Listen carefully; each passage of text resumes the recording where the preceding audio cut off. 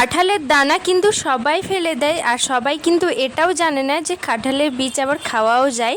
হ্যাঁ, খাওয়া যায়, আর এটা দিয়ে কিন্তু বিভিন্ন রকম রেসিপি হয়। এটার ভর্তা বলো, এটার ভাজা বলো, মানে বিভিন্ন রকম রেসিপি জুড়ে আছে এই কাঁঠালের দানার মধ্যে। তবে আজ আমি যে রেসিপিটা বানাচ্ছি সম্পূর্ণ আলাদা, একদম আলাদা খেতে লাগবে এটা।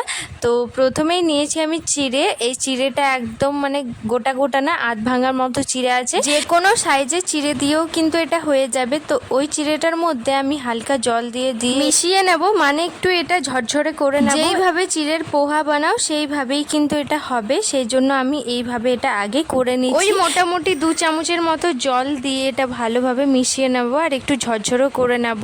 আর যে কাঁঠালের যে দানাগুলো ছিল সেটা পরিষ্কারভাবে আগে ধুয়ে নিতে হবে। এবার এটা হালকা করে ভেজে নেব যাতে ছালটা ভালোভাবে ছেড়ে যাবে। এমনিও কিন্তু ছালটা এটা ছেড়ে যায়, তবে ভাজার পর ওর যে কাঁচা স্মেলটা সেটা কিন্তু চলে যায়, সেই জন্য কিন্তু আমি হালকা ভেজে নিচ্ছি।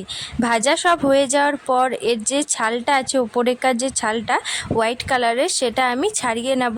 তারপর এটা না খুবই নরম হয়, তো এটা চাকুর সাহায্যে বা এটা থেতো করে নেওয়া যায়। তো আমি এটা চাকুর সাহায্যে কেটে নেব, তারপর থেতো করে নেব। আর এদিকে একটু সর্ষের তেল দিয়ে ওটার মধ্যে হালকা জিরে আর একটু ডাল দিয়ে, মানে নর্মাল যে আমরা ভাতের সাথে ডাল খাই সেই ডাল দিতে পারো বা ছোলার ডাল, তো আমি ওই ডালটা ব্যবহার করছি। তারপর এটার মধ্যে একটু ক্যাপসিকাম, একটু লঙ্কা, কাঁচা লঙ্কা দিয়ে একটু ভাজা ভাজা করে নেব। তারপর একটু লবণ আর একটু হলুদ আর একটু শুকনো লঙ্কা, জিরে, ভাজা মশলা ছিল তো ওটা হাফ চামচের মতো দিয়ে সবটা আমি হালকা গ্যাসে একদম ভেজে নেব।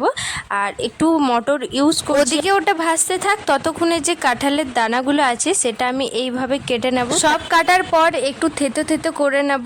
তারপর এই যে দেখতেই পাচ্ছেন কত সুন্দরভাবে এটা থেতো থেতো করে এদিকে মোটামুটি সব ভাজা ভাজা হয়ে গেছে। এটার মধ্যে হালকা সর্ষের তেল দিয়ে এর যে কাঁঠালের দানাগুলো যে আছে সেটা আমি ভেজে নেব, না তো একটু কাঁচা কাঁচা লাগবে, সেই জন্য একটু তেলে ফ্রাই করে নেব।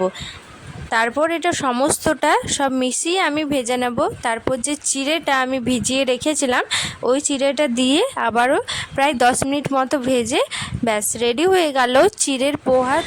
এবার এটা দিয়ে এবার ভালোভাবে এটা ভেজে নিতে হবে যতক্ষণ না এটা চিড়ের গায়ের মধ্যে একটু লাল লাল কালচে কালচে রং আসবে, সেই মতো কিন্তু এটা ভেজে নিতে হবে।